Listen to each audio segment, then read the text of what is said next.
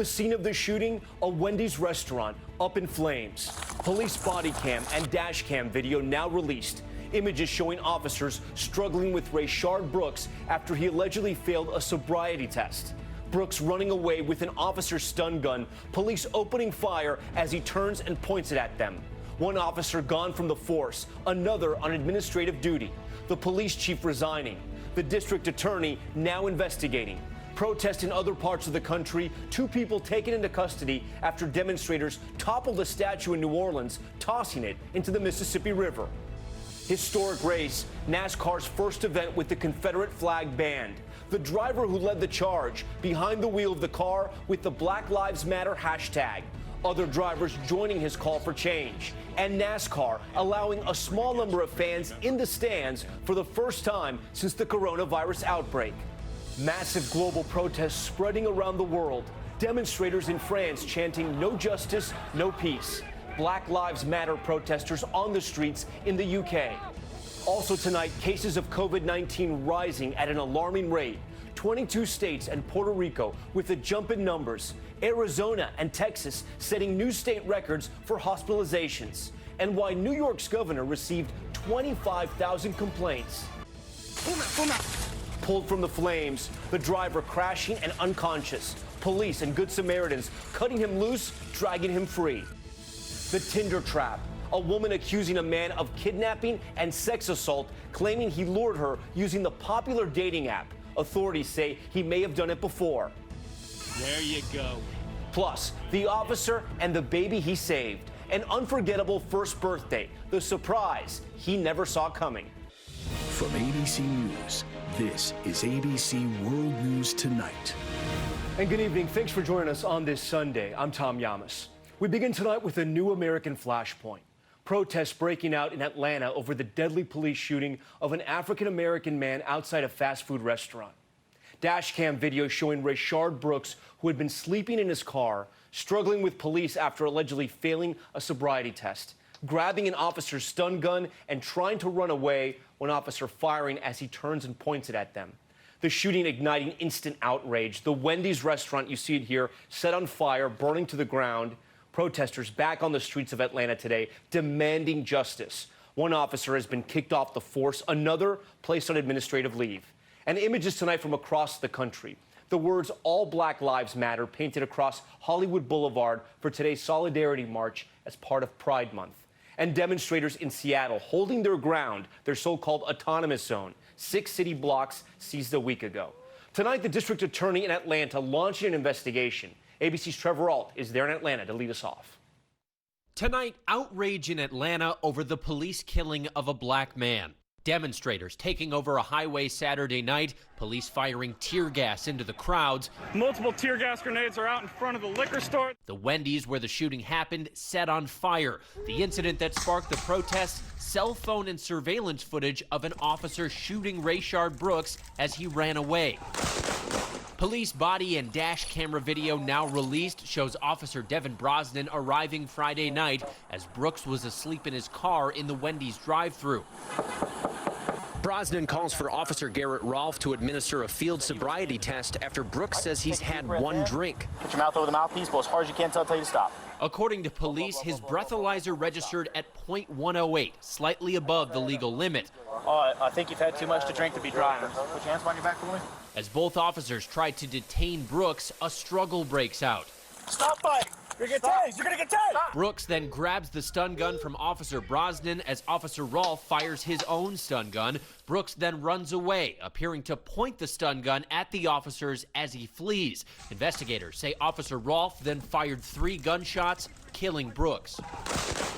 Brooks' attorneys say wielding a taser doesn't justify lethal force. You can't say he ran off with a weapon that could kill somebody when you say it's not deadly. The district attorney now investigating the killing, pointing out that the interaction was cordial up until the arrest. If you didn't know any better, you would never imagine that this man would end up dead. Tonight, Brooks' wife speaking out in shock over her loss. I couldn't believe it. I didn't know that I was going to wake up to my husband never coming home. Officer Rolfe, who shot Brooks, has now been fired from the department. Officer Brosnan has been placed on administrative leave pending the investigation. Atlanta's police chief has since resigned.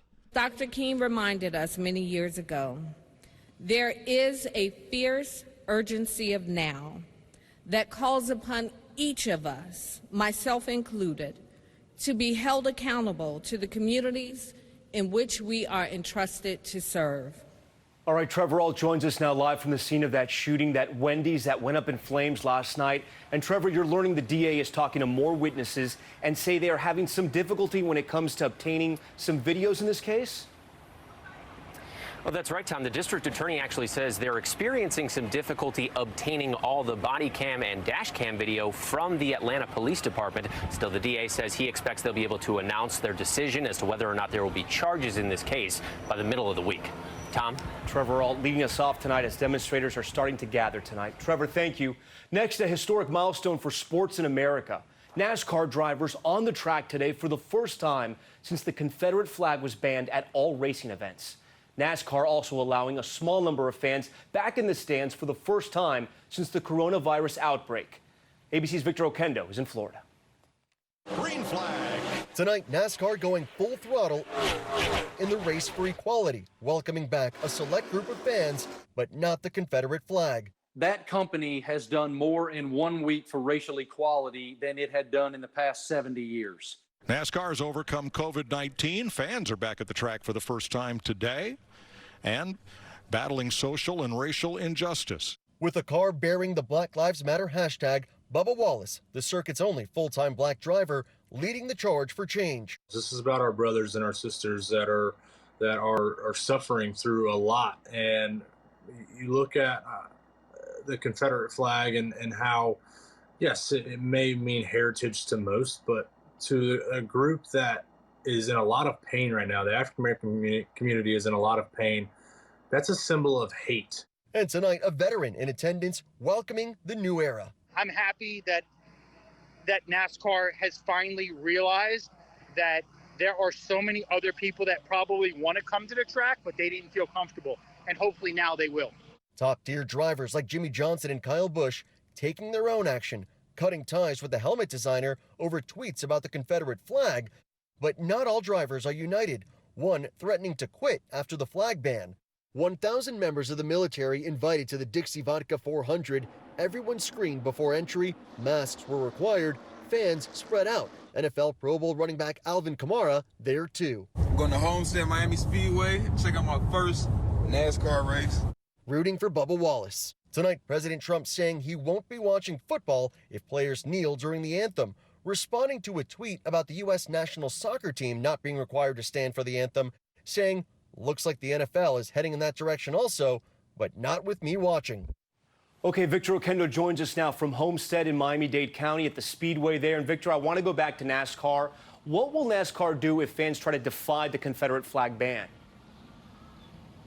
Tom, NASCAR is finalizing protocol to enforce this new policy, but the bottom line is the Confederate flag is banned from all races. It's banned from all events.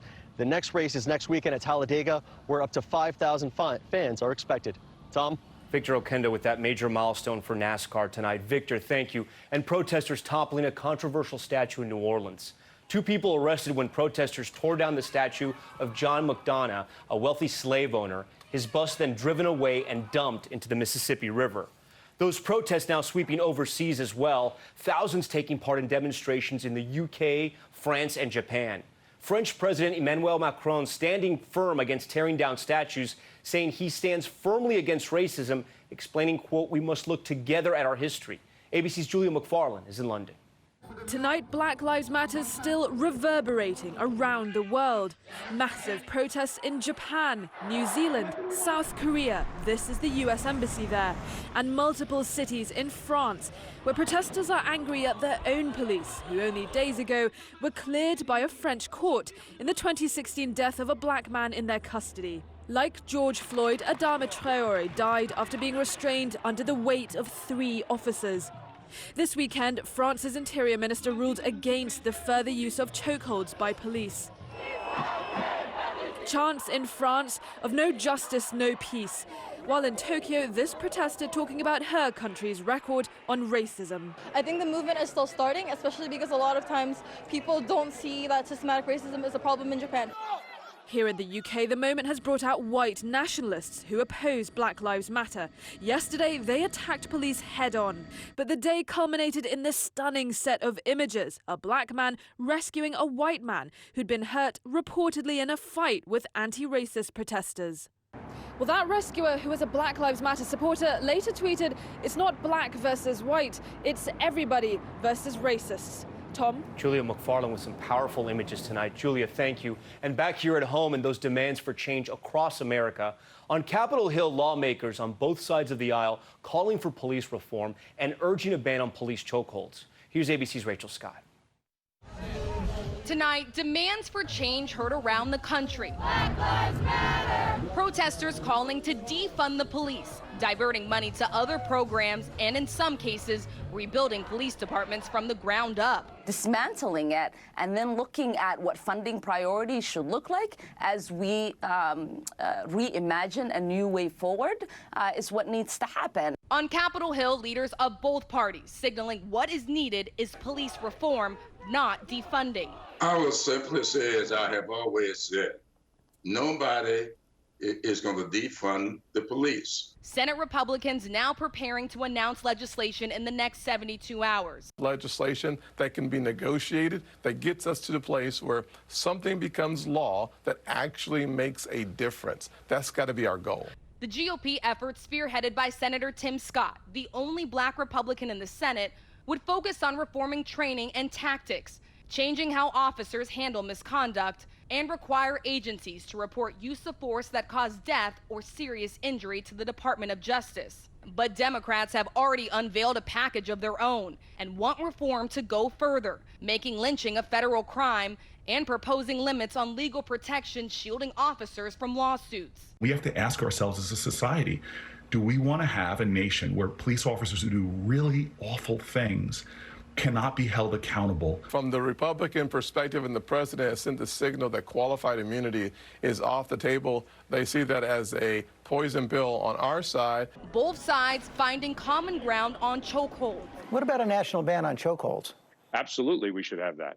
That is one of the things that we should have engaged in a long time ago. President Trump working to finalize an executive order on policing, saying he would consider it too. It would be, I think, a very good thing that, generally speaking, it should be ended. Rachel Scott joins us now from near the president's vacation home in New Jersey, where the president spent his birthday weekend, the president turning 74.